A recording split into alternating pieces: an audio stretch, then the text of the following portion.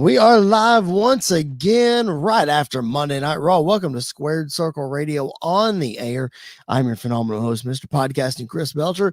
That is the young buck, Mr. Andy York. And Andy, last week, man, our big reservation was let's see what a normal week looks like for Monday Night Raw. Very quickly, compared to last week, overall, what were your takeaways? Yeah, I enjoyed this week's Raw more than I enjoyed last week's Raw. From top to bottom, just because I think it felt like a regular Monday Night Raw, and so I enjoyed it a whole lot more. Not saying last week's Raw was bad or anything, but I think this one was just lets us know what kind of show we're gonna get, and I'm excited. I think the last 2 weeks or the first 2 weeks they have knocked it out of the park with something big every single week, and they've done a great job with it. Yeah, they definitely have a reputation to uphold as far as that goes, making sure that we get something big each and every week. They're making it appointment streaming. I can't say appointment television, appointment streaming by doing different things. Of course, we're referring to the Penta debut, the Street Fight main event, on and on and on. We're going to talk all about this week. We're going to talk some more about last week. We're going to look back. We had a week to digest some things. So we're going to talk about some of that. All of that on this show. We are live on our YouTube channel, so drop your comments, drop your questions. We will take those. We would appreciate that. If you haven't subscribed to the channel, please make sure you do that. It helps us so much. More than you know, it doesn't cost you a thing. Also, hit the thumbs up button on the video. We would appreciate it. We got a poll going in the chat as well. What was your favorite moment of tonight's Monday Night Raw? So vote there. We would appreciate that. Andy, before we go any further, thoughts and prayers out to the city of Los Angeles and surrounding counties and areas, first responders, wildfire victims, just a terrible scene out there. I've heard on the news that it could get worse before it gets better this week as the winds are supposed to pick back up. So thoughts and prayers out to everyone out there who is struggling. Hopefully, if you're out there, obviously we're praying for you, but if you're watching us and you're out there, hopefully we can take your mind off of that and you can enjoy some wrestling for the next hour or so. Hopefully we'll be able to do that. All right, Andy, before we talk about this week, let's look again last week. It was the debut of Raw on Netflix, and you've had a week to have it sit. Let's not talk about The Rock, because as you can see behind me and as you've seen on the thumbnail, we're going to talk about Rock. So sans The Rock with this question, but as far as last week goes, after sitting on it for a week, any takeaways, any revelations? I know for me, I didn't feel like last week really advanced a lot of stories. It felt either very like a starting point or it felt very final. Like I didn't feel like they advanced a lot of stories. Did you feel that at all? Did you have any other takeaways? What were your thoughts? Yeah, we talked about it last week a little bit, and I think it's just it was a massive mini pay-per-view in a lot of ways, to where it ended a few things and it kind of started some new ones or continued some new ones. Obviously, with like Punk, or with like Drew and Jey Uso, that seems to be completely done, or at least for now, it seems like it's stopped. Yes. And then obviously with Rhea and Liv, that's done, which we'll talk about, I'm sure, here in a little bit as well, because I'm not sure how I feel about the direction they're going with Rhea now, which I'm not a huge fan of at the moment. But then, like with Punk and Seth, it kind of advanced. You knew after last week they weren't done, at least, and so I think that's the only one that they move forward. And then Roman Solo, that's the only other one that could potentially keep going. They could drag it on to WrestleMania, but I don't really see that necessarily happening as well. So I think it was just a mini pay-per-view. It was a one-off. It was not a regular episode of Monday Night Raw, obviously. And so it is what it was. Obviously, we'll talk about the Rock stuff as well. But yeah, nothing really changed, or my mindset didn't really change about a whole lot from last week's episode to this week's episode, and including it as well. And I feel like that's a good thing and it's a bad thing. It's a good thing because we were able to see it. It was pay-per-view like. We've said that WrestleMania like. A lot of people said. Dave LaGreca on Busted Open said it was the biggest show in the company's history. Not just Monday Night Raw, but just the whole landscape has changed. And so from that perspective, it delivered. It got a lot of casual viewers back in. It got a lot of new viewers in. It set an all-time gate record for an arena show. It felt really, really big. But to your point, for us who are diehards and who watch every week and who talk about this and who look at this really, really close, it felt in some senses like just another week. And tonight was a continuation of that.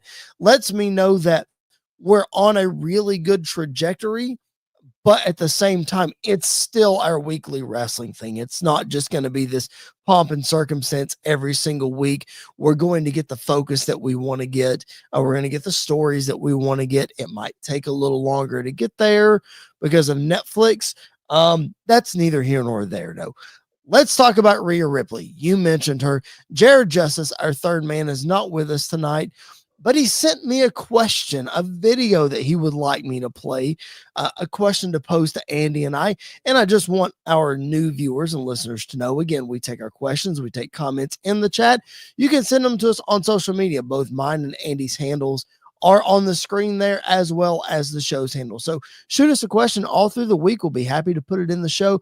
But here's one from my brother from another mother, Jared Justice, concerning the new women's champion, Rhea Ripley.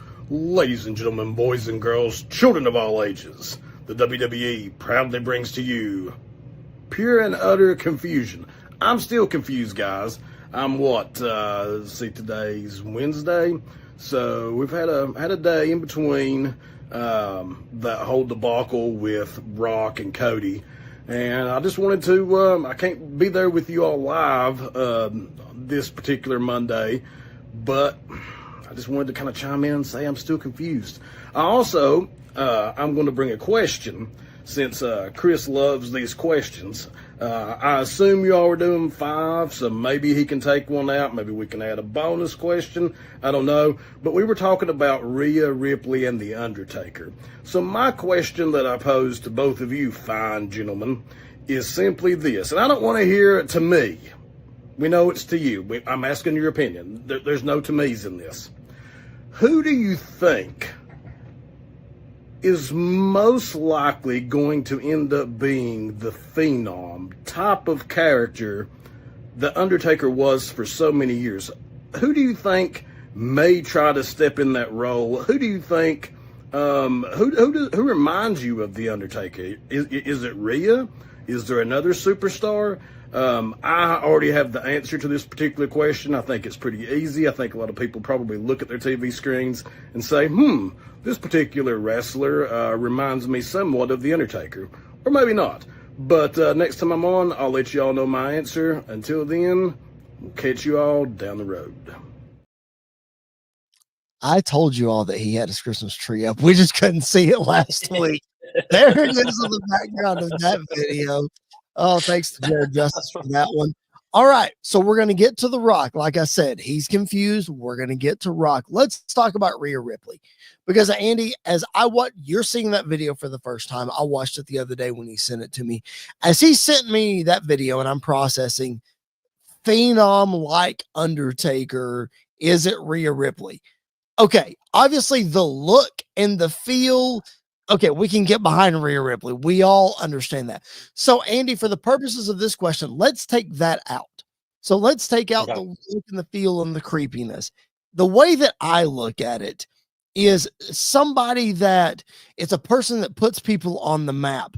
People that it's someone that's on everyone's bucket list to face, a locker room leader, a spokesperson for the rest of the crew, a general leading the troops into battle kind of thing.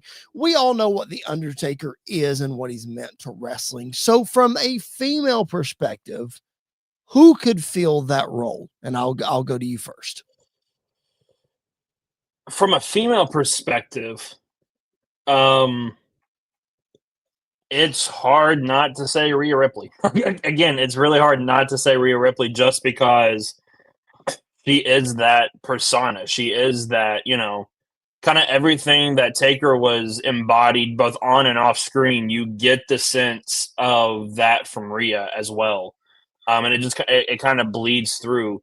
But if I'm not going to pick Rhea, The only other one that I could think of that would be a phenom type that would carry the division into the future and would be the spokesperson, be the, maybe not necessarily in the forefront, but behind the scenes of just the locker room leader. It's hard not to pick Becky Lynch either. Yep. Like, I think she's one of those that she is the top of she is the face of the company. She is the face of the women's division. Even when Rhea was the most popular, like, Becky still was getting chance and love and everything else. People are waiting for her return. I know when she showed up on the Netflix promo a couple weeks ago, and it was just a shot of her. People were already starting to rumble, like, is she going to show back up? When is Becky coming back? Like, all of this. So I get that emotion from her as well. But I think it's a toss up between Rhea and between Becky. Yeah, those are the two, obviously, that I picked as well. I think Becky is the home run answer here because, spoiler alert, we'll talk about it here in a minute, but Lyra Valkyria winning the Women's Intercontinental Championship tonight. I mean, Yeah. that's got WrestleMania written all over it. Becky, who trained Lyra, who was a mentor to Lyra, who brought her into the business. They already wrestled for the NXT Women's Championship when Becky was champ, if I'm not mistaken. Correct me if I'm wrong. I think so. But so put those two, I mean, that's a dream match, I'm sure, for both of them for WrestleMania. So that's just a perfect example of, I'm not saying The Undertaker just went and put people over, but The Undertaker was this bucket list opponent for all these people. You look at guys and gals that are growing up right now trying to be wrestlers and, trying to blaze their trail and get into the business. Becky's one of the people they look up to. We're 5, almost 6 years removed from her winning the Undisputed Women's Championship at WrestleMania 35. There were people 5 years ago that were 12, 13 years old that weren't into wrestling, and now they're into it and trying to get to it. Becky, I'm sure, is a huge reason for that. So I think from that perspective, she's the answer for me.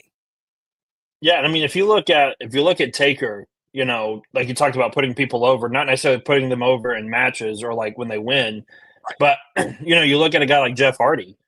Hardy got his big moment in that match with Undertaker on TV when he shook his hand afterwards and everything else, like things that took place. Taker, when he was on screen with people and would just take simple moments to shake hands or to like put them over in a segment and keep moving.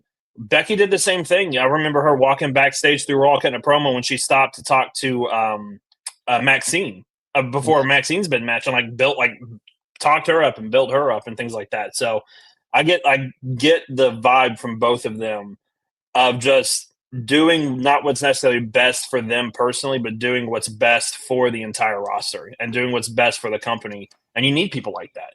Yep. You absolutely do. And then the example that I'll give with Becky, I know that you were vocal about this when it happened, but it couldn't have happened at a better time with SummerSlam 2021. Her return and beating Bianca Belair as quick as she did for the championship. Who put Bianca Belair on the map more than Becky Lynch from SummerSlam to WrestleMania the following year, and then SummerSlam the following year too? So she did it right there. So Becky Lynch, I think, is the answer there. Appreciate you guys being joined live with us. Drop your comments, drop your questions, vote in the poll, like the video, subscribe to the channel if you haven't already. And I don't want to leave out our podcast listeners. If you are listening, just follow on whatever platform you're on. We would appreciate that so very much. All right, Andy, let's get into the biggest questions this week in the world of wrestling. And the one, as you've seen on the thumbnail, you see it behind me. There's a lot of question marks behind The Rock. What did The Rock do last week? Jared was confused in the question that I played just a few minutes ago. I know that I'm still confused. I've had a week to sit on it and process it. I listened to Sam Roberts' episode that he dropped today, which is a fantastic episode, laid a lot of things out about Rock. You've had a week to sit on it as well.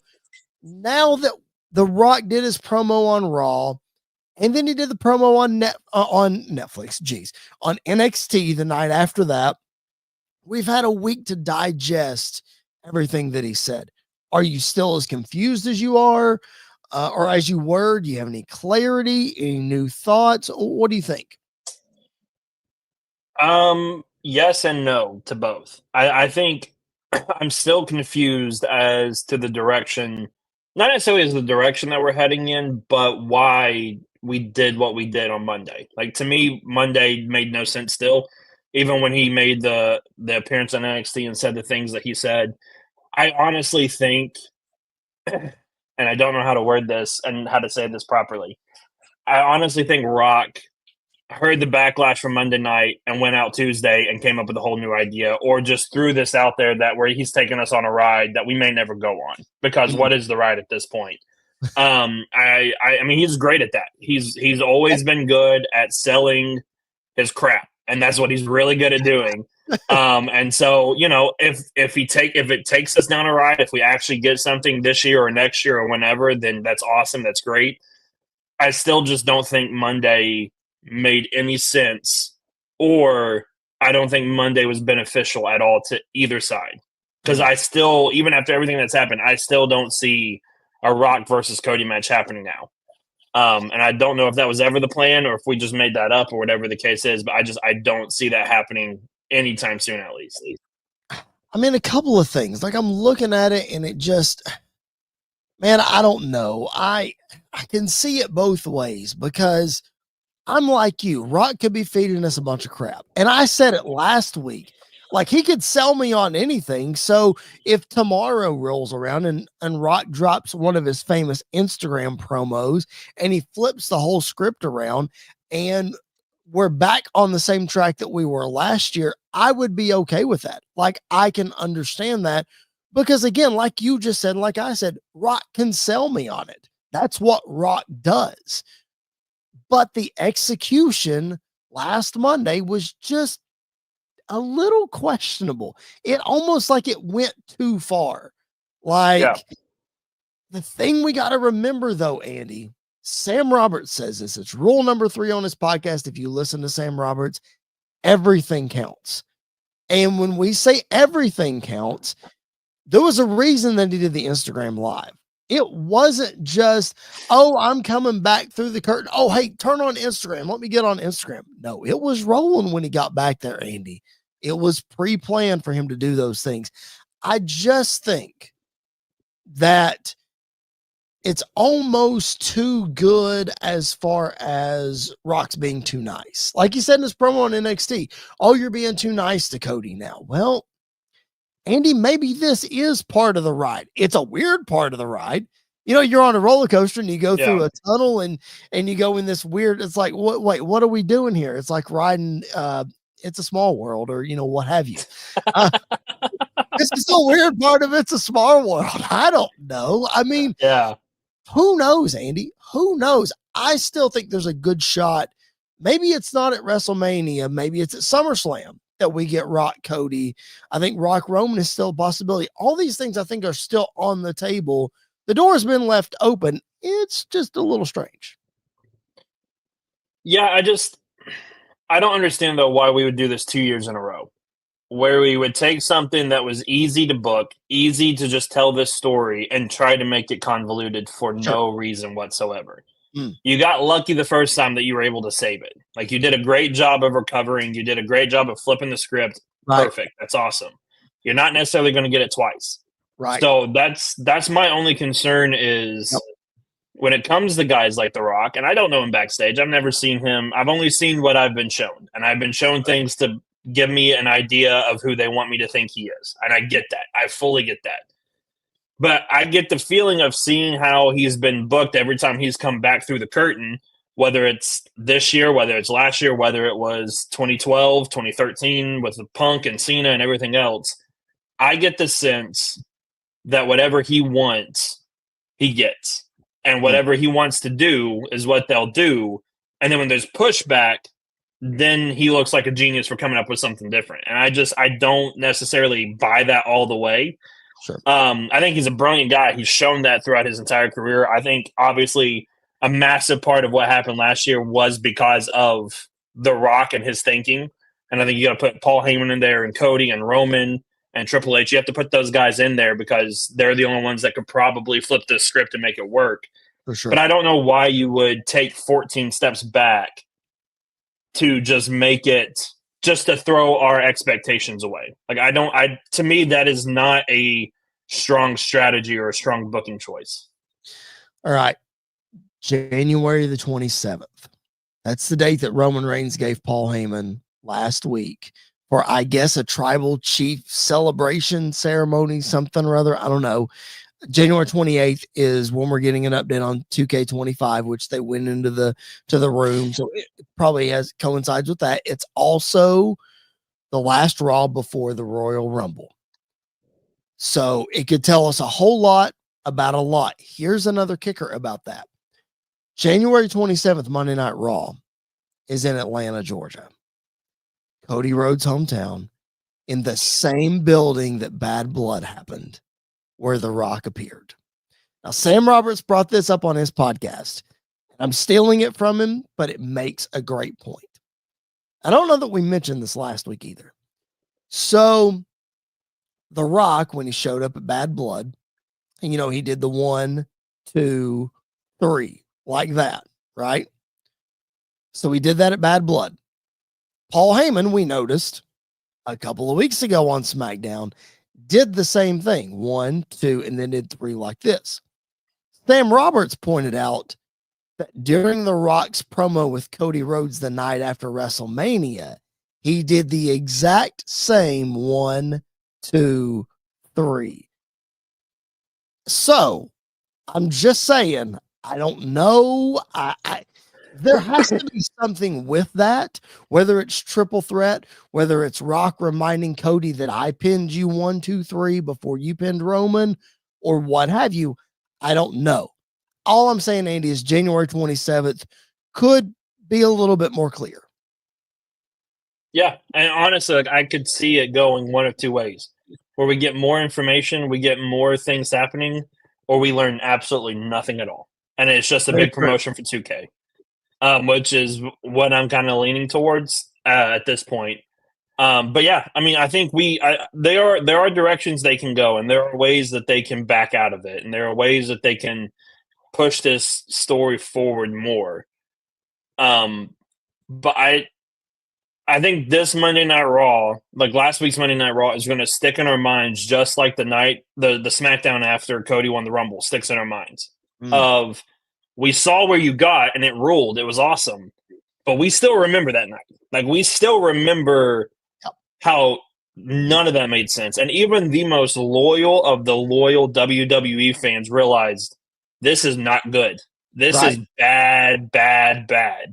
Yep. And so I think we could be looking at last week as somewhat of a situation where maybe the end result is something good. Maybe it's something that we weren't expecting, which I'm all fine for it. I love that.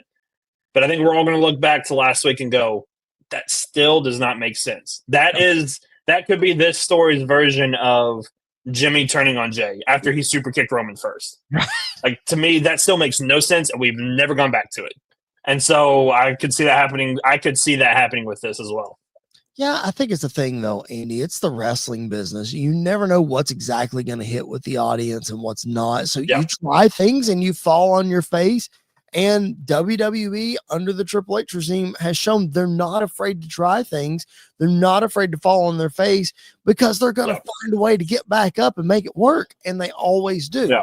So maybe last week was just an example of that. Who knows? If you guys are watching this live, we appreciate you doing that. Make sure you drop your comments, drop your questions in the chat, vote in the poll, like the video, subscribe to the channel. I know I just gave you a lot of things, but they're all quick and easy things. Just a thumbs up, just a subscribe helps us so much. And if you've got thoughts on what we're talking about, maybe not what we're talking about, you drive the show. You give us some questions, we'll answer them right here on the show. All right, Andy. Big night on Monday Night Raw tonight. The long-awaited debut of Penta in the WWE. It's hilarious, Andy, because I read on Twitter, somebody said that Penta felt like a superstar in 5 seconds in the WWE, way more than in 5 years in AEW. Hard to argue that, but what an incredible debut tonight against Chad Gable. broke out the Mexican destroyer, as Pat McAfee called it, the Penta driver to finish him off. What a debut, man, for Penta. But that leads me to big question number 2. And that is, we've seen so many stars come into WWE and establish their legacy as WWE guys. Mainly a guy like AJ Styles, who did so much outside of WWE. Then when he came to WWE, it's not like we forgot about what he's done previously, but he really set himself up as a WWE guy. So, how does Penta cement his legacy as a WWE guy? Honestly, after tonight, I think he can cement his legacy as this generation's Rey Mysterio in a lot of ways. And what I mean by that is the reception he got tonight. I figured there was going to be people in the crowd that knew who he was because he's Penta and he's viral on the internet with some of the stuff that he's done and some of the stuff that he's able to do in the ring. But they were in love with Penta tonight. And it wasn't just like because he was the new guy coming in. He won them over in the ring. He won them over with the promo he cut after the match where he started speaking in English and then broke out into Spanish, and that place went nuts when he was speaking. Yes. I could see him being this generation's Rey Mysterio, of a guy that you see in the ring who is not the biggest, who's probably not the strongest, but just does stuff that no one else is able to do in a style that no one else really does. And I love that about Penta. I think the ceiling is high for him in WWE. I think he could be a guy where I'm not shocked if he wins the Intercontinental Championship within the year. I'm not shocked if he wins the U.S. title within the year. I'm not shocked if he's a world champion in the first 5 years. Like, I think he could be that caliber of guy. I also think whenever Ray gets free and comes and joins him in WWE, those two guys are going to completely change the tag division in that company. And it's a change that needs to happen. It's a change to quickening the pace. Can you imagine a tag division where you've got DIY, you've got the Lucha Brothers, you got Motor City Machine Gun, you got the Usos if you want to put them back together. Obviously, the New Day can still go when you put them with the right team. You've got War Machine. You've got all of these tag teams that are absolutely killing it, but you put the Lucha Brothers in there, and they completely change it. But I think Penta's going to have single success. I think he's going to absolutely kill it. And tonight, I think, was proof of that. I didn't know what to expect with his debut. It's really weird seeing him on WWE TV. Thought he was one of those guys I would never see walk through those doors. Right. But it seemed like this was a moment that he had been waiting for a long time. And you can tell how much it meant for him to be there. And so I'm all on board. I've always been a big Penta fan. I am bought in now. I'm locked in. And I cannot be happier for the guy. He absolutely killed it tonight. Yeah, he really did. San Jose was the perfect place for him to debut. You were mentioning Ray a minute ago. Let's clarify. Talking about Ray Phoenix, his tag partner in the Lucha Brothers, who is still under contract in AEW. Lots of rumors of him coming over as well. It seems to be inevitable at this point that he will join Penta in WWE. But we mentioned Rey Mysterio. You said that he could be this generation's Rey Mysterio. Look, I want to show this graphic too. Earlier today, we all thought this was a leak. We all thought WWE Shop made a huge mistake when they released the Penta merchandise early. They released a tweet basically saying that he was debuting tonight. They said, look at the new Penta merch. And we were all like, well, it's no secret now. Andy, I think that goes to show your point in that how much faith WWE does have in Penta and how much they want to make a big splash with Penta, not just in the tag division. I'm sure they'll use him when Ray Phoenix comes over and it'll be fine. But like you said, single success for this guy. Who knew he could cut a promo the way that he cut a promo tonight? But you put a microphone in his hand, especially in front of a largely Hispanic crowd that can get behind him like San Jose, man, holy cow. What I do want to ask you about, though, is it seemed like 2 weeks ago that he was going to be the mystery tag partner of Rey Mysterio. And then that match seemingly got put on the shelf. That didn't happen. And then we saw the storyline last week with Chad Gable where we knew it was going to be Penta. I mean, obviously, I don't know that we know what happened there. I'm sure it wasn't that they had planned the match and then they canned it day of. I wouldn't think that because they had Rey Mysterio in the crowd. I don't know though. I think this was the better way to do it though, because like we talked about, I had fears of him getting saddled with the LWO. Not now. No. Yeah, I completely agree. Honestly, I think this is one of those moments where you talk about them doing something, falling on their face, and then getting back up. I think they saw probably some of the backlash online of don't get him lost with the LWO. Like let Penta just go out there and do his own thing. And I agree. I think this is the best way for him to come into this. I also want to say this. This company, I know that he doesn't get enough credit, and I know he doesn't get pushed like he should, but they trust Chad Gable in a way like nobody else because this was done for a reason. Because Chad Gable is one of those guys that can go out there and make me look like an okay wrestler, and I've never gotten the ring in my life. You put him in there with a guy like Penta, and they have a fantastic match like they did tonight. Like they killed it.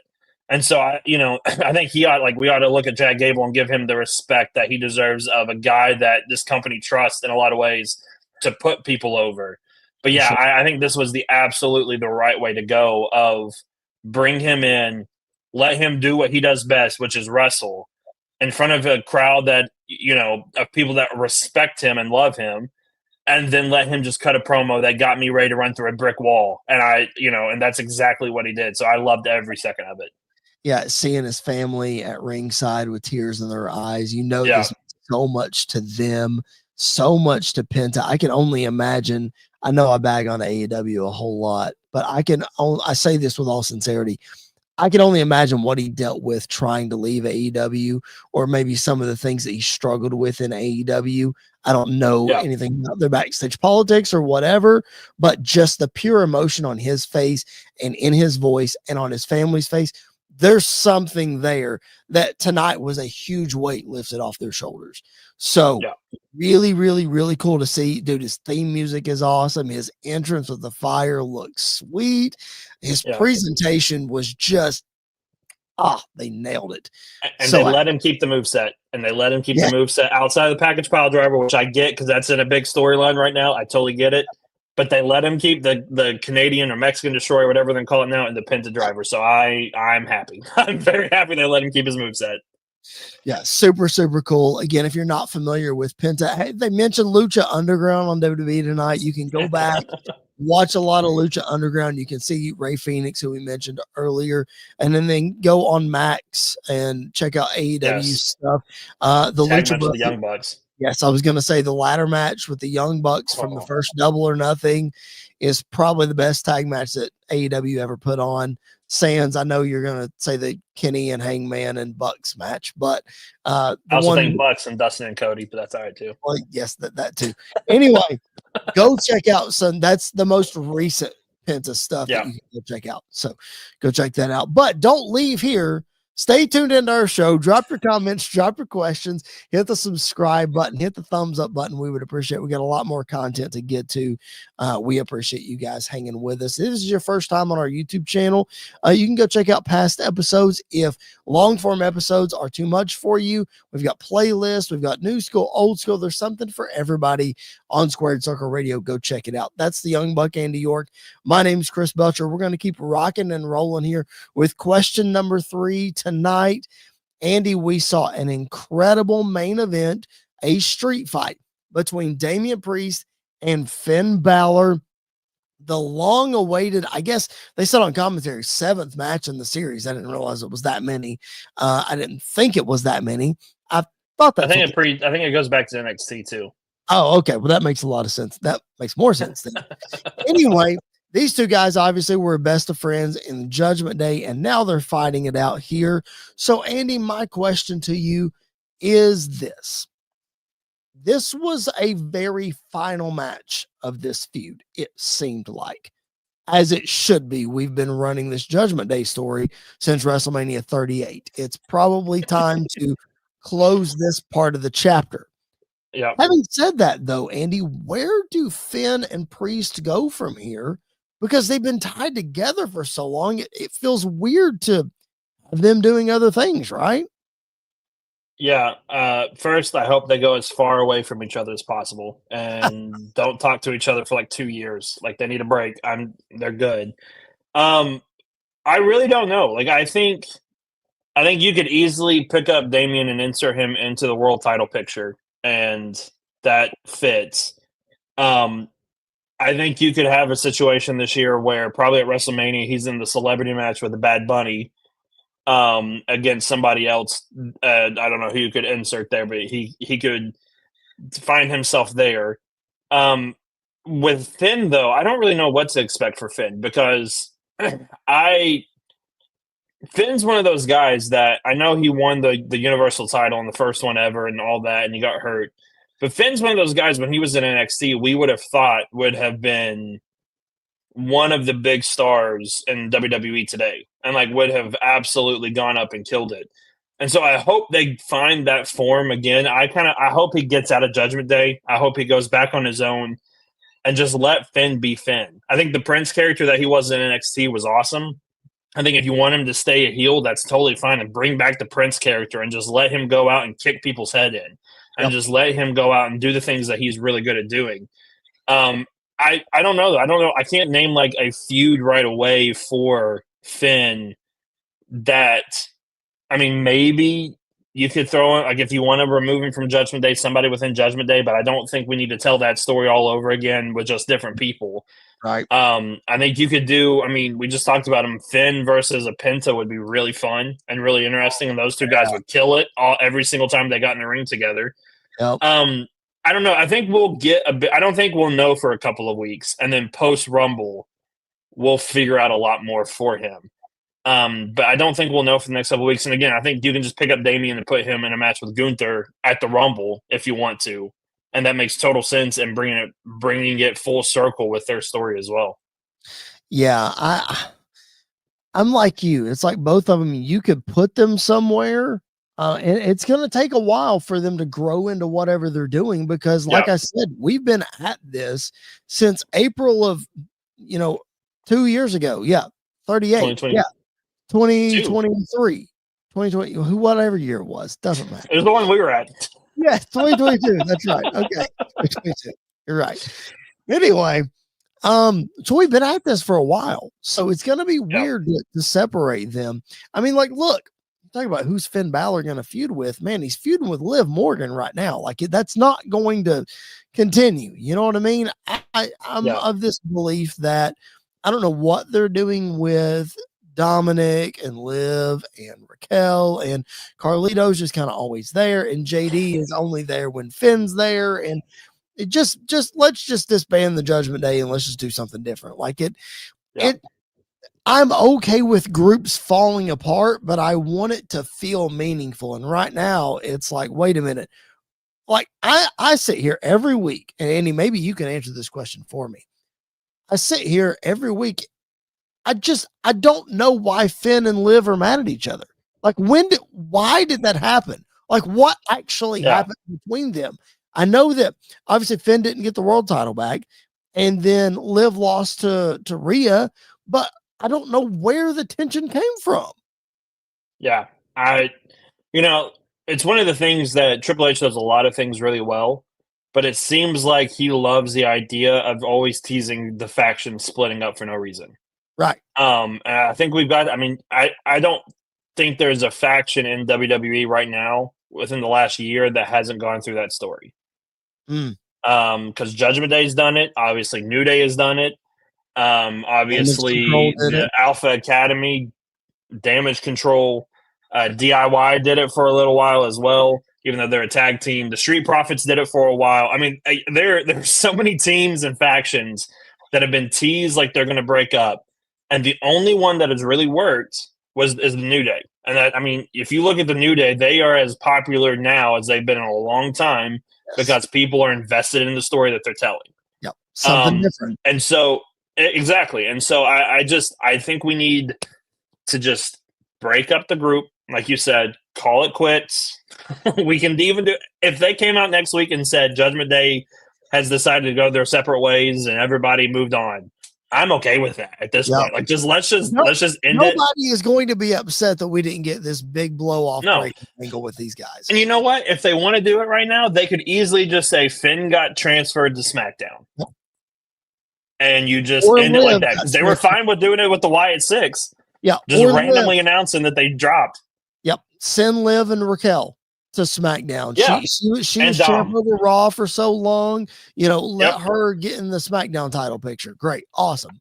Go for it. Yep. And I think that's all you need. So I don't, and I hate to say this because if you know me for a long time, you know me as a wrestling fan for a long time. I love Finn Balor. I think Finn Balor is one of the best of the best. I think he does not get credit like he deserves. But I don't care what he does now. Like every time he's on my screen, I'm like, okay, it's Finn. Something with Judgment Day. Here comes Damian Priest. Here comes Rhea Ripley. Here we're telling this story over and over and over again. And we're done. I'm sick of it and I'm done with it. And I just want him to do something different on his own. Or, you know what? You know, it's a great story to tell. The WWE version of Bullet Club that they've been teasing for years. Why not do it now? You've got Tama Tonga and Tonga Loa there. They were part of it. You've got other people that can come in. Why not at this point?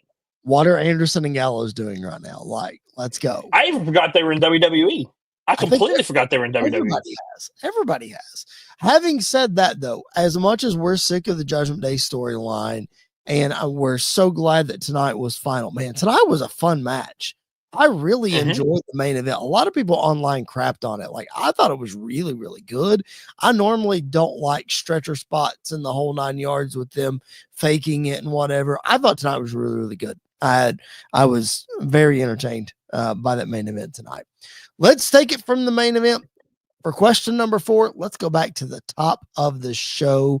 We saw an incredible promo battle between CM Punk, Seth Rollins, Drew McIntyre. You see some quotes on the screen there from their promo earlier tonight. These three have been tied at the hip ever since Punk has returned to WWE rather. And it seemed like Punk and Drew were sort of done. I always said that it's easy to bring it back around. You said not for a while. We got Punk and Rollins last week on the debut edition on Netflix. Now we've reinserted Drew. So that begs the question, Andy. Is the triple threat match the right move for WrestleMania? I'm still going to say no. I still want it to be a one-on-one between Punk and Seth. However, I don't mind adding Drew to the mix now simply because of the Rumble. Like, I think it makes sense for him to come out there and put his nose in their business again because they all have the same goal at this point. They're all going after the same thing, which is to win the Rumble. I gotta tell you though, when Punk was in the ring, and then the way Seth came out, and Punk's reaction to Seth coming out, Punk has a great reaction when somebody he doesn't want to come out comes out. It's always great, and he's literally talking over his music while he's coming out to Pat. He's using the mic and everything, which killed me. Yeah, and then when Drew's music hit, like Punk's reaction was like, "You've got to be kidding!" Like he threw a temper tantrum in the ring almost. But I got excited, like hearing Drew's music with Punk in the ring again. I was like, oh, "Okay, where is this heading? Where is this going?" So I'm excited to have him added back in. I just don't think we need. I don't think we need the triple threat match at WrestleMania, especially if we get another one-on-one Punk and Seth. I think we just tell that story, and then maybe SummerSlam of this year, you can do the triple threat, or you can do for the number one contendership for the world title. And have those three guys go at it. I think you could do something like that. But I still would keep it Punk Seth because there's so much story that we still have not gotten with those two. You're not going to be shocked when I tell you that I want the triple threat match to happen at WrestleMania. Like, it's felt like that since WrestleMania of last year. Like, that's the culmination to me. If these three guys are tied at the hip, that's the way to blow it off. You could even wait as long as SummerSlam to do the Punk Rollins third match in the series if you wanted. I just think that there's magic with these three guys, like Punk and Drew, Punk and Rollins, not necessarily Rollins and Drew, because we don't know of the personal history that they have versus the other guys, because I don't think it runs as deep. But this is like Shawn Michaels versus Bret Hart in the late 90s. It's like you can separate them for as long as you want. But the minute you put them back together, it's like they never left. And it's the most hated feud ever. So, like, I'm on board for the triple threat. I think that makes not necessarily the best sense for the story, but the best showcase for WrestleMania is to put those three guys together and have it out. Because I'll throw it back to you. Not saying that I would not be that I wouldn't be happy with Punk versus Rollins, because I really would. What do you do with Drew, though? If he's not involved in this, what? Because most people would say Drew McIntyre was Superstar of the Year in 2024. So for him not to have a huge spot at WrestleMania the following year, like, what would you do with him? See, I think he has a huge spot, and it comes back. We talked about, did I have any epiphanies after last week's show, and nothing about Netflix, nothing about that show. But one of the questions you asked was, who does Roman Reigns face at WrestleMania? And I think the answer is Drew McIntyre. Okay. I think you can do Drew and Roman at WrestleMania because the story is there. You can see how much Drew is obsessed with tearing down the bloodline and tearing down Roman Reigns and everything like that. I think you can tell that story at WrestleMania, because I'm not upset if the triple threat happens at all, because those three guys have, like you said, those three guys together are absolutely fantastic. Yeah. I still think Punk versus Seth with a massive stipulation like a Hell in a Cell or, you know, an ambulance match even, or something like that. I think that is the WrestleMania match. Like, I think that is the blow off to the feud at the biggest show of the year. And that's probably, outside of any world title match that you could have, that's the biggest non-title match feud going into that show, would be Punk and Seth. But I don't hate the idea of Drew versus Roman. I think that is a great way for him to go heading into WrestleMania, because it makes total sense. It makes absolute sense. And so, I mean, if you think of the show, if we're fantasy booking WrestleMania a little bit, I think the perfect card right now would be, I don't know, you can do Cody Randy, that's fine. You could do Cena Gunther. You do Punk Seth in a stipulation. You do Drew and Roman, because that story is there. And the story that's always there, especially with the bloodline and everything else happening, Kevin Owens and Sami Zayn. I think those are the matches that right now make the most sense, and I could see happening at WrestleMania this year. I can't disagree. I mean, that would be a loaded WrestleMania card, and one that I could easily get behind. So more on WrestleMania, as the Royal Rumble is only 2 weeks away, and we know that jump starts the road to WrestleMania. Apparently, we're already on the road to WrestleMania. Maybe we just don't know it yet. So just make sure you keep it locked in right here, Squared Circle Radio. Subscribe wherever you find your podcast. Subscribe on the YouTube channel. We would appreciate that. That helps us a ton. Andy, we are about 50 minutes into this show. We're coming down to the wire, but we have not mentioned Sports Wire Radio on this show one time. Tom Bryce and the crew have you covered for everything you need. Tom Bryce just interviewed the man beast Rhino this past week on the Sports Wire Radio YouTube channel. So go check out that interview. If you want to know where to get it, check out this commercial. Looking for all the latest happenings in the world of sports and wrestling? Well, you're in luck, because Sports Wire Radio has you covered 24 hours a day, 7 days a week, and 365 days a year. With great shows in the world of sports, such as the Pinstripe Chronicles, hosted by Uncle Tats, Donald Stewart, and Rob Barrows. New York Baseball Talk with Chris Bazaya and Rob Maraska. The Liftoff Jets, also hosted by Chris Bazaya and Sharman Phillip. Neil Villapiano and the Devil's State of Mind. Randy Dillon's Hockey Fan Chat. In the world of wrestling, Sports Wire Radio has you covered with Squared Circle Radio, featuring Chris Belcher, Andy York, and Jared Justice. Those sit-down marks with DB, Primo, AJ, and Michael. A work in progress, featuring the Mayor of Canton, Piles, and Glenn Abbott. You can catch all of these great shows and more anytime, anywhere, and any place via the Listen Live button on sportswireradio.org, and you can also catch Sports Wire Radio anytime on YouTube at Sports Wire Radio. $65.79 to catch all the latest happenings in the world of wrestling. SportsWire Radio has you covered. It's all sports matters and all wrestling matters here on SportsWire Radio. I am your host, the owner of SportsWire Radio, the #1 global radio station, the owner of the Promo Wrestling Federation, and one of the owners of the Pride Wrestling Federation, your voice, figuratively and literally, where all wrestling matters, the Reverend Tom Bryce. Again, that SportsWire Radio channel on YouTube is where you can check out that interview with Rhino. Tom spent about 30 minutes with Rhino. It was a great interview, so go check it out. All right, Andy. Question number 5 is a question that it's a long time coming, if you ask me. Chris Jericho is one of my all-time favorite wrestlers, and nothing that he is currently doing in AEW is going to change that. However, I have to bring this up. Man, what he did this past Saturday with Dax Harwood was just...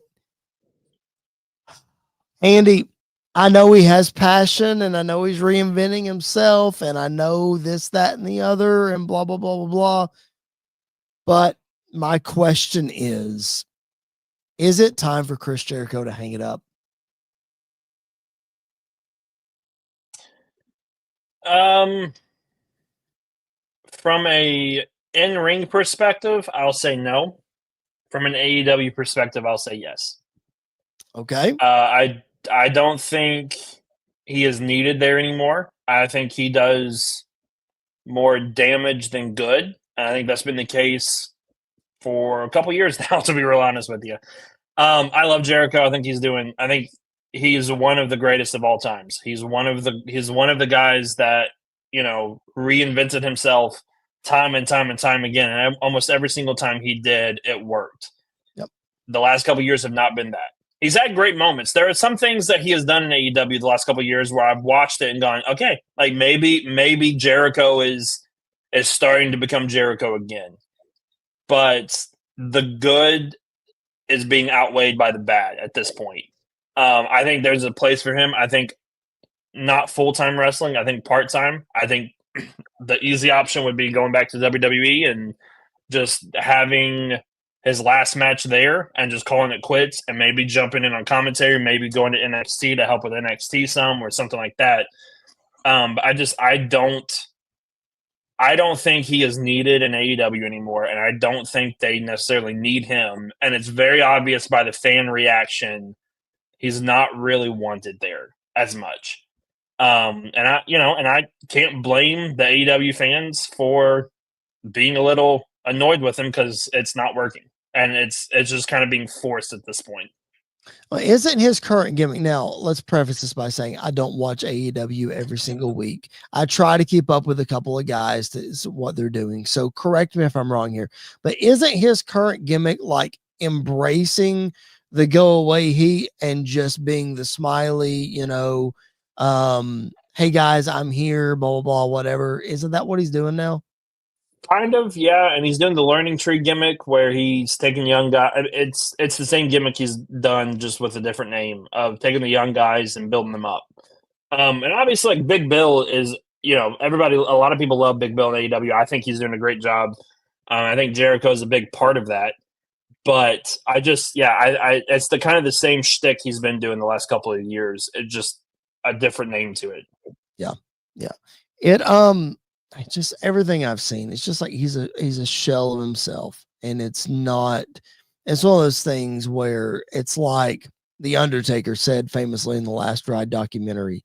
He said, I don't want a dad to take his son to see me wrestle, and his dad after the match have to say, well, son, you should have seen him 15 years ago whenever I was watching him. Like, we are to that point and further with Chris Jericho. And I hate it for him.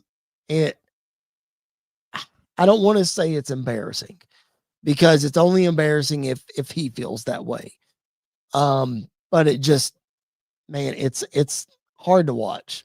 Honestly, it really is. It's hard to watch.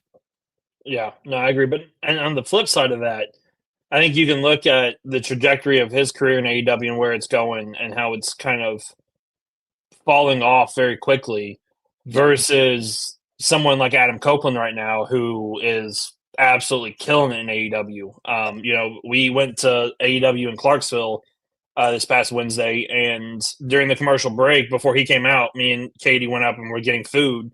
And there's there was a bunch of people in the lobby getting food, and all of a sudden you think you know me, and the people that ran to their seat as fast as they could because we were one of them. I mean, Edge is killing it right now. Yeah. And so you see the trajectory of their careers in AEW and how things are going. I think it's time. I don't think it's time necessarily for him to hang him up for good. I think it's time for him to be done full time. Yeah. But I think his time in AEW needs to be done. Yeah, for sure. All right, man. That's our big questions. But we still got a few things to hit before we get out of here. John Cena, CM Punk, Drew McIntyre, Seth Rollins, Roman Reigns, all of them have laid claim to this year's Royal Rumble, Andy. And here in 2 weeks, we're going to do our full prediction show as to who we think is going to win the Royal Rumble. So I won't make you keep this prediction. You have the freedom to change it over the next 2 weeks. But man, with so many people declaring that they're going to be in the Rumble, who's your early pick to win it?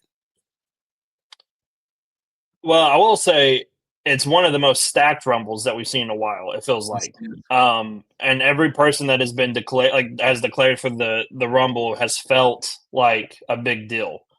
We're long past the days of someone like, R-Truth declaring for the Rumble in the middle of Raw, and like, okay, cool. Like, who cares?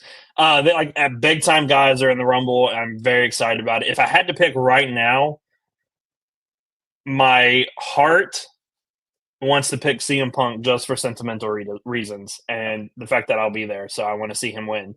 But if I going with my head, it has to be John Cena. It has to be Cena winning this one. It's his last one, heading into his last WrestleMania. I want Super Cena to come into this Rumble at number one and wreck house and run through everybody. I'm looking forward to it. And there are the thing about the Rumble that I love is the moments that you get within the Rumble itself. Yep. And I'm looking forward to when Punk and Cena are face to face. That is going to be amazing. I'm looking forward to when Drew and Roman are face to face, and like Punk and Roman. There's so many things that could happen this year. But if you made me pick right now, I would probably go with John Cena. I had a pick until Monday Night Raw happened tonight, and it has very much soured my pick, because my pick was Jey Uso. And I just you imagine the place, the reaction. Oh, it'd be awesome. Winning the Royal Rumble. Oh, it'd be awesome. But tonight, making his match with Gunther official for Saturday night's main event, which is a week before the Rumble, that's my WrestleMania match. So I'm like, well, that's probably not going to happen now. He's probably not going to win the Rumble. So that puts a damper on my pick. So I will go with tried and true, and who I've said for a long time that I think is going to win the Royal Rumble, and that's Roman Reigns. I think this is the year for him to win it back.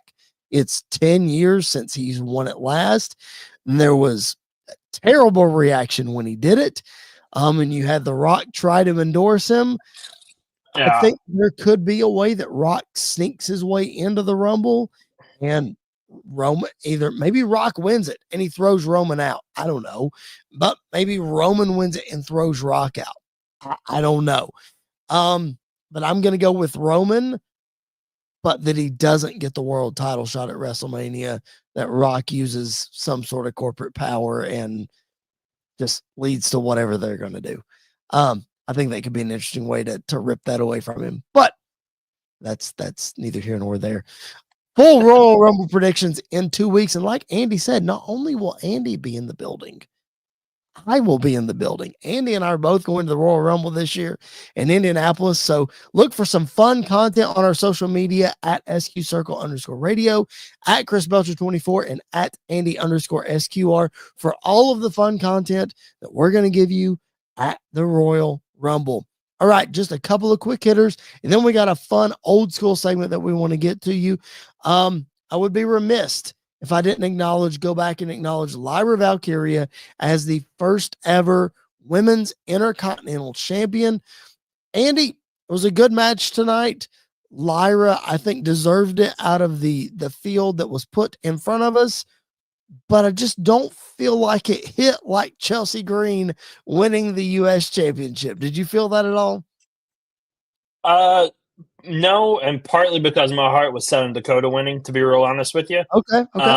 But that being said, the match itself was really good. They killed it. I think she will do a great job of carrying it to the future. I think, setting up her next opponent would be really important as well.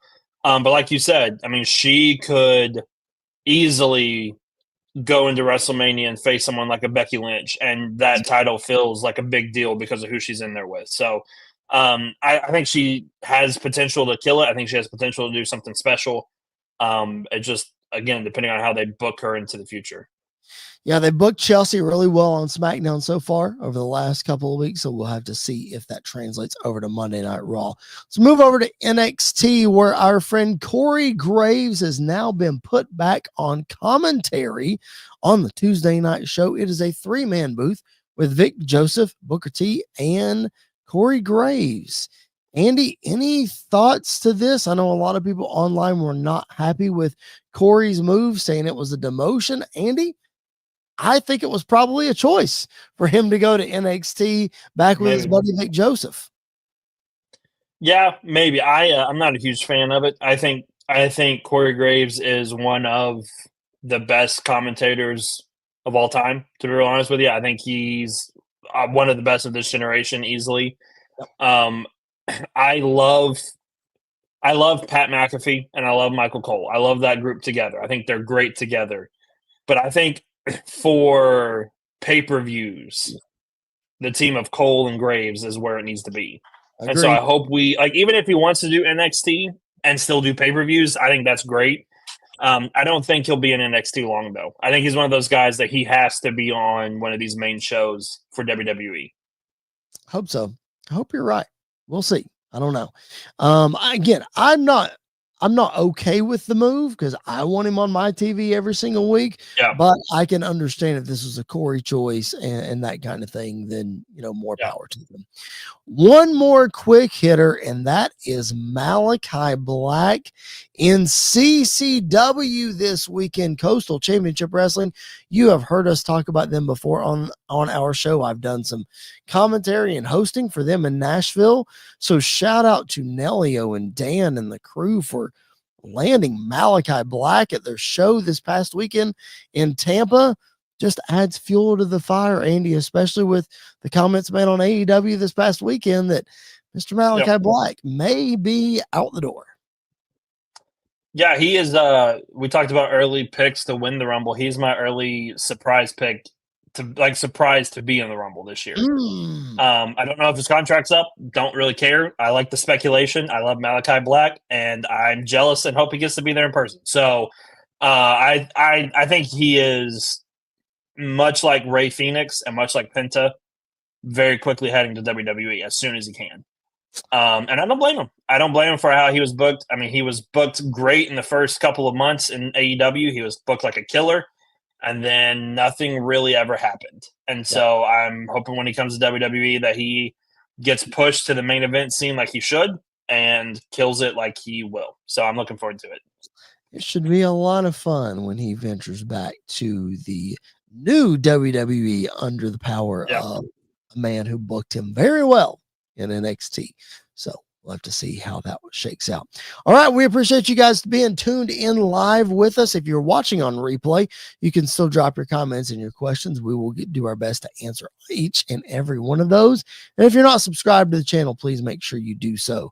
All right. We got one more segment. And last week we didn't do this because we had a huge Monday Night Raw that we had to make sure that we covered, but each and every week we like to throw some old school stuff at you. It's something that I am very passionate about.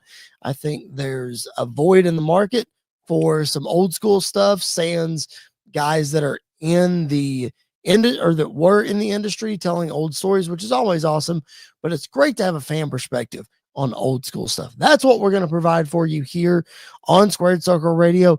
Andy has got a brand new King of the Mountain, so to speak, type segment cooked up for us. So, Andy, fire away. All right. So the premise of this is if you were starting a company or promotion in the Attitude Era, Oof. and you had one person to build your company off of, who would it be? And it's kind of King of the Mountain style, where we'll start off with 2 names and we'll eliminate a name and add a new name to it. And by the end, we'll have our King of the Mountain of who Chris will think or thinks would be the best fit to start a promotion in the Attitude Era at their prime, a person in their prime. So we're obviously talking about a lot of WWF and WCW. And so it's going to be a lot of fun. So our first 2 names is Big Show or Booker T. Ooh, I'm starting a promotion. I gotta go Big Show. I think you gotta. I mean, the massive Big Show. I mean, you look at a promotion and you see a guy this big. Like I got to go Big Show with that one. Okay, Big Show or Scott Hall. Oh, Scott Hall. I got to have a promo guy. I got to have a guy that looks the way that Scott Hall looks. He can cut a promo. He is a 5-tool guy, so to speak. So I'll take Scott Hall over the Big Show. All right, we'll go with his counterpart in the Clique, Scott Hall or Kevin Nash. I'm going to stick with Scott Hall. I love Kevin Nash. You know how much I love Kevin Nash, and he's a big dude. I just got done defending the Big Show, but I'm going to take Scott Hall over Kevin Nash. Okay. Scott Hall or Ric Flair? Man, in their prime, it's hard to argue with the Nature Boy. Like it's that dude. I mean, you got to go with Flair on that. If I'm starting a promotion, Flair in his prime, and not too many people that are going to top him. All right, let's see if this guy tops him. Ric Flair or his protege, Triple H? Yep, Triple H tops him just because of he wrestles like Flair. He sold like Flair. He was a heel like Flair, but he also Flair was never a good babyface. People got behind him because they appreciated him, but in their prime, Triple H is an absolute top babyface. So he can go either way in his prime. I'm going Triple H. So you're saying father like daughter when it comes to Flair. Pretty much. Yep. Triple H or Mick Foley? Triple H. No doubt. Okay. Triple H or Kane? Triple H. Okay. Triple H or Goldberg? Ooh, that's actually really tough.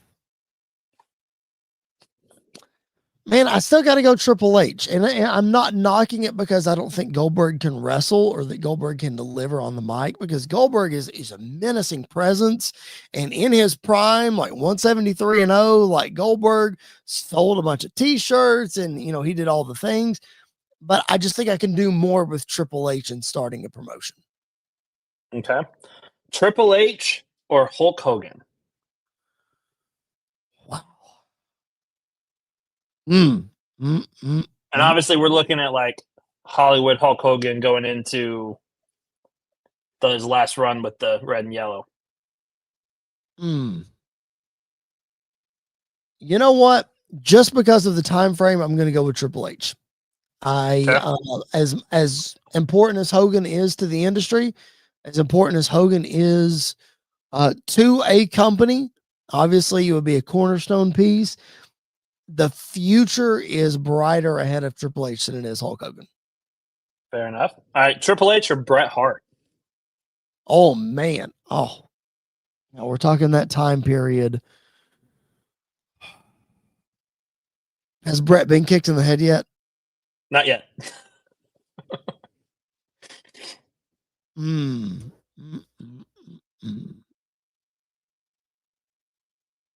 Man, that is so tough. I'm going to go with Triple H on the fact that Bret Hart is more concerned about Bret Hart than everybody else. I feel like Triple H should be a little more giving than Bret Hart would. Okay. Well, I'm glad you said that, because the next person is the complete opposite of that. Triple H or Shawn Michaels? You know my answer to this. You didn't even have to ask me this question. The answer to that is the Heartbreak Kid, Shawn Michaels. While Yeah. in the Attitude Era, he may have been very full of himself. And he may have been out for Shawn and Shawn alone. The Duke could have a match with a broomstick and it'd be a 5-star match. And he might not have liked it, but he put people over and he did business when he needed to do business.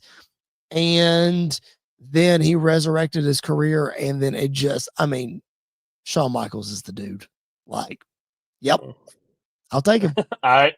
We got 3 names left, so let's see if he Oh, lasts. Oh, Shawn Michaels or The Rock?